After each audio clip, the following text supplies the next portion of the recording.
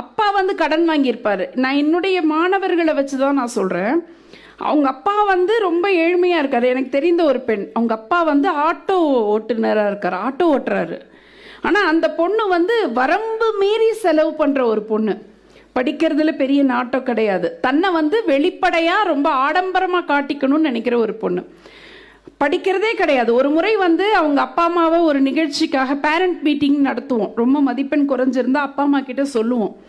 அப்போ அந்த பொண்ணுடைய வெளிப்புற தோற்றத்தையும் அந்த பொண்ணுடைய நடை உடை பாவனை எல்லாம் வச்சு பார்க்கும்போது, சரி ரொம்ப வசதியான பொண்ணு, ஏதோ பொழுதுபோக்குக்காக படிக்க வருது போல இருக்கு, அதனால தான் படிக்கல. சரி படிக்க வச்சுட்டாங்க, அப்பா அம்மா அமுச்சு வச்சுட்டாங்க. வந்ததுக்காகனாலும் ஒரு அரியர் இல்லாமல் பாஸ் பண்ணணுமேன்னு அப்பா அம்மா கிட்ட சொல்லணும்னு கூப்பிட்டோம்.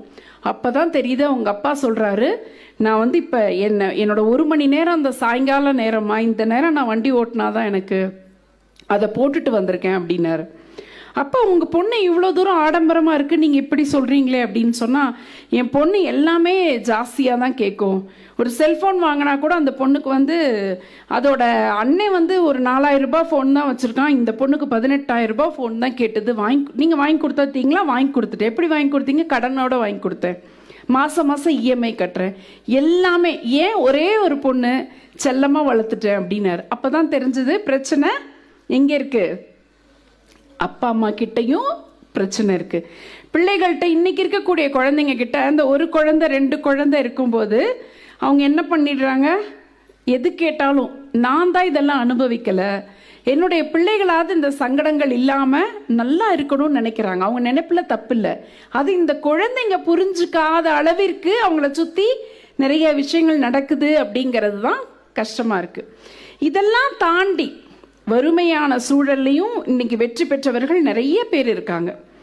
பொதுவாகவே இந்த குழந்தைங்க கிட்ட, படிக்கிற பிள்ளைகள்கிட்ட நான் சொல்கிறது என்னென்னா, நம்ம ஒரு 3 பேருக்கு கடமைப்பட்டிருக்கோம்.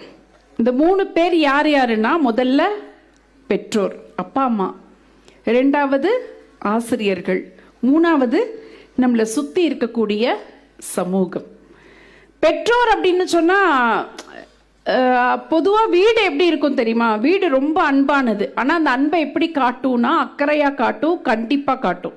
கண்டிப்பு, அதட்டி அப்படி பண்ணாத, இப்படி செய்யாத. அம்மா சொல்லுவாங்களா இப்படி தான் இருக்கணும்னு? அம்மா சொல்லுவாங்களா? ஆனால் அம்மா சொன்னாலே பிடிக்காது. அம்மா அதுவும் அட்வைஸ் பண்ணால் பொம்பளை பிள்ளைகளுக்கு சுத்தமாக பிடிக்காது. அம்மா கிழக்க போனால் அது மேய்க்க போகும்.